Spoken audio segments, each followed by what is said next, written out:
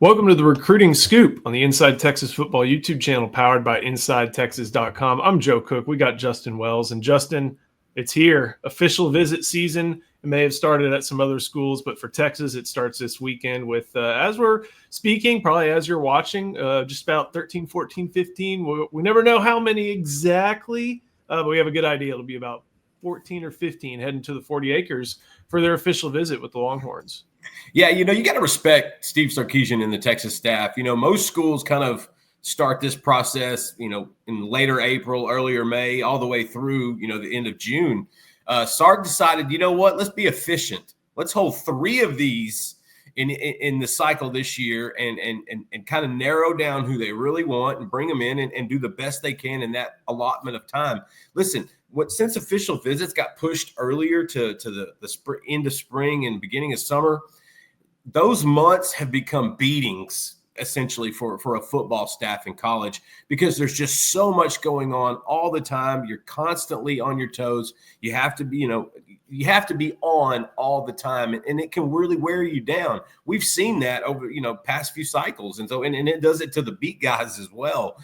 And so I love that Sark kind of has streamlined this process. And I'm not surprised. It's the way the program works. It's the alignment throughout the school. I love it. And this is the first big weekend. Now, next weekend, they're going to have twice as many. And then that third weekend, you've got some of the biggest guns in the country. But this is what I call the shoot their shot weekend, because Texas has a handful of guys that they really just got into the recruitment with a good chunk of them over the last few months. And this is their, hey, we really want you presentation. Let's see where you're at weekend. Yeah, good amount of guys coming in from out of state, flying into Austin, including 4 of the higher ranked guys that are on the Texas big board. We're going to start at running back, and you're right in that this is a big kind of prove it weekend for this recruitment. We're talking about Jackson, Alabama running back Ezavier Crowell, reclassified from 2027 to 2026. Tashard Choice started this one. Chad Scott has kept it going even after some bumps in the road. And now the Longhorns get their chance to talk to Crowell this upcoming weekend. The reason they have this official visit is because of how well they did with Crowell and his family on the unofficial back in April. When he made his first trip to Texas, that they did a tremendous job. Now, if you'll remember, right after Choice took the job in Detroit, like Crowell was one of the first people to come out and say, look, I'm canceling my trip. I'm not going to see Texas after all. I'll replace them. Chad Scott slid in and really picked up the slack and really did a good job with this. It's just unfortunate where he's from because he really likes the in-state schools, Auburn and Alabama, preferably the Crimson Tide, who I believe get him on his last weekend for that official in June. Those are the teams they're battling. Georgia is also in the mix. I think he might be at Georgia or was at Georgia last weekend. I can't recall exactly, but I think so. This is going to be a tough one to battle. You got some of the biggest schools in the country. Getting him out of Alabama is going to be a tall task, but that's what they're up for this weekend. This is one of those trips where, again, you mentioned it, they're trying to prove it. Texas feels really good about where they stand with KJ Edwards, who's coming in later this month. But that other running back position in this cycle, a little bit up in the air. And of the, I guess, other options, you're talking about Crowell. I'm not so sure Amari Latimer's in there anymore, but Derek Cooper. Is this maybe the guy, even with the Alabama and Auburn influence, could this be the guy that Texas, of those out-of-state offers, has a better shot at compared to the other two? Man, that's a great question. I actually think they have a better shot with Derek Cooper, who is more than likely going to take his official visit to Texas in mid-June during a midweek kind of deal. It's not going to be a weekend event. And so I actually think they're in better standing with Cooper. This is a weekend where they're going to have to really get Crowell's attention because I believe he's got an announcement at the end of the month. Correct. He's going to make his commitment at the end of the month. So time is of the essence here. Another tailback you might want to watch it if he doesn't work out or Cooper doesn't work out is Carson Baker. He's looking at locking in an official visit on the 13th to the 15th. I've got to check on that one as well. But you're right. KJ Edwards looks like he's going to be in the class. Who's going to be the other take? Crowell would be ideal. Like anybody would love this kid. You know, most kids that reclassify, you always wonder if they're really ready for the next level to skip a year. You don't worry about that with Crowell. This kid is legit. They would love to get him in as that one of those one of two backs, but it'll be him or Derek Cooper or Carson Baker or potentially a player to be named later. One thing, if you ever see a picture of him wearing stuff that has Aggies all over it, it's because Jackson High School there in Alabama, they're the Aggies. So I was wondering what that logo was on the midfield, what that was. It's a real interesting logo, and you know, Texas is going to places they never really traveled before in order to get a lot of these prospects. But one place they've traveled is Louisiana. They've gone into that I-10 corridor pretty often, and one of the guys that they are bringing in this weekend on threes, number 7 overall prospect, number 1 athlete, number 1 player in the state of Louisiana. And that is Lamar Brown from ULab in Baton Rouge. This is going to be a tough one. You even talked a little bit on Inside Texas about if he ends up at Texas, what position he would play. You don't see athletes lining up with number 55 very often, but that tells you just how special he is and what he could do on either side of the ball. It's rare. It really is when the number 1 athlete in the country is an offensive defensive lineman. But that just shows you how special this kid is. Like he's one of the only prospects I've ever watched where I legitimately don't know what his best position could be. Offensive line, he'd make an impact. D-line, also make an impact. He could probably punt, kick, and also cook some brisket at halftime. Like Lamar Brown does it all. And I love that Texas is getting into this one because Lamar Brown loves the recruiting process. You know, some of these guys – it burns them out. Some of them really enjoy it. And Lamar Brown is one of those guys that really enjoys being recruited. And give him credit. You know, this is his time of his life where he can do that. But this is a recruitment Texas jumped in really late. I mean, he has been visiting Texas A&M for well over a year. LSU, he's seen LSU a dozen times in the last year and a half. But you know what? Alan Clark has some sway, okay? It's not just that he's an incredible recruiter at the edge spot now that he's joined the staff this spring. It's that he's from this area. He's from this region. He knows these kids. He relates to these guys.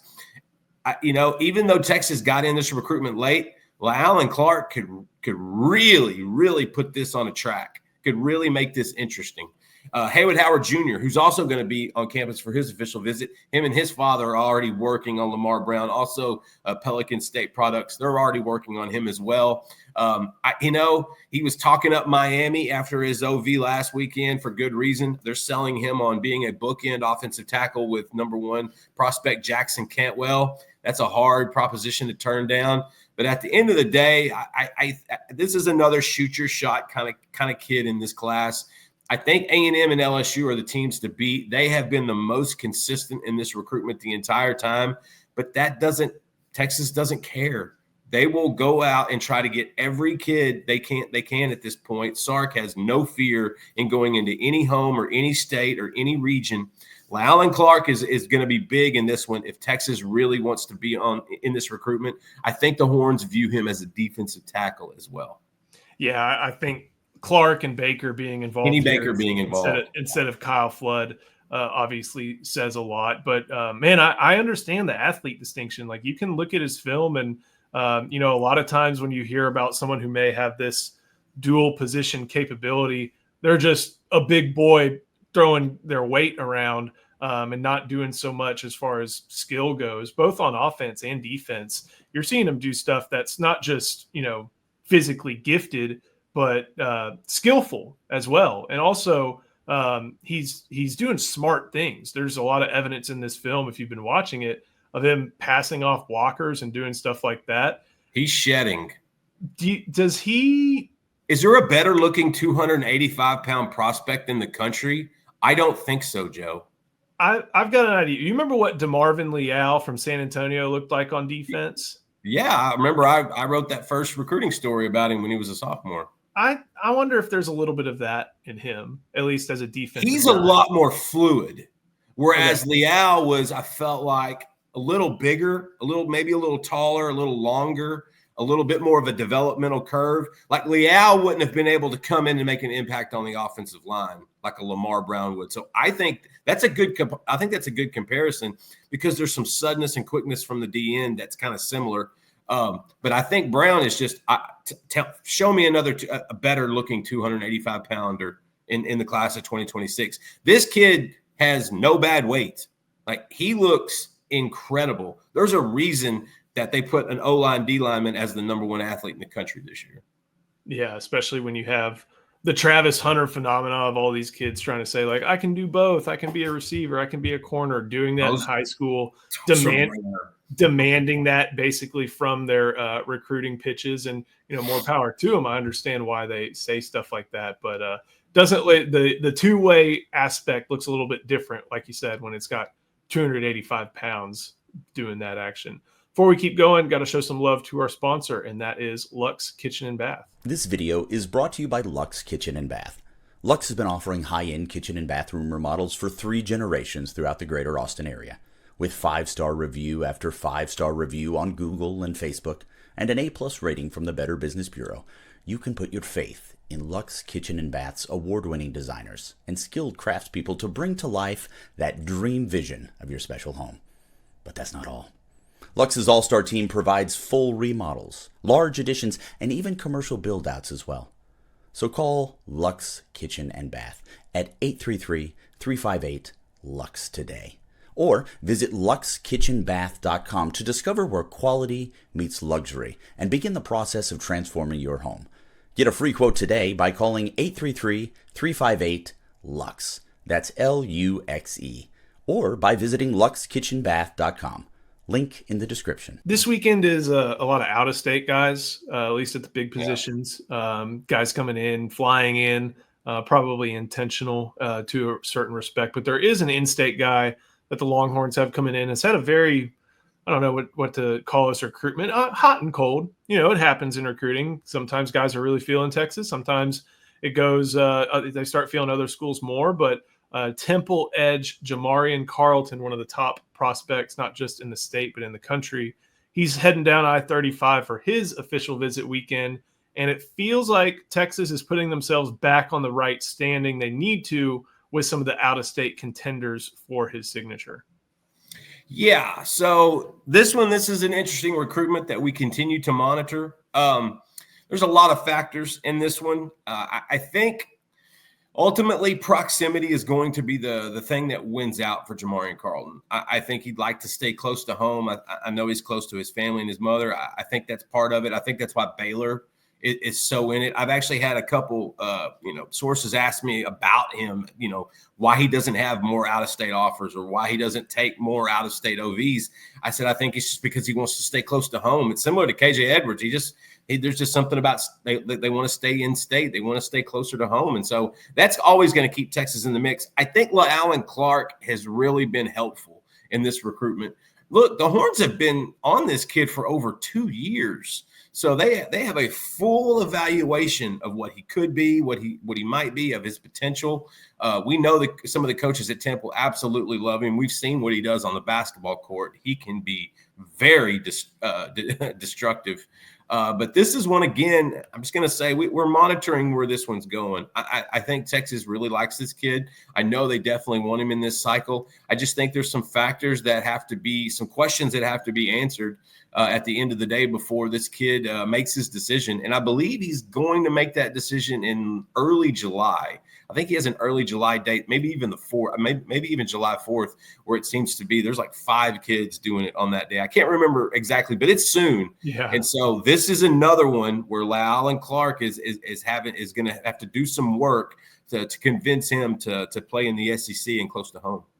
And that kind of, it sounds like there's work to be done from what you're saying. Yes. These are the types of weekends where that work can be done, though. Exactly. So this is a good one. I always love seeing the blue front, white back of Temple. And he's not Taquan Graham, very, very different prospect. Yes. But they've been running that same defense at Temple for so long. I remember watching Graham do similar stuff. And now they've got Carlton playing a similar role in that defense. So, yeah, you're right. It does work.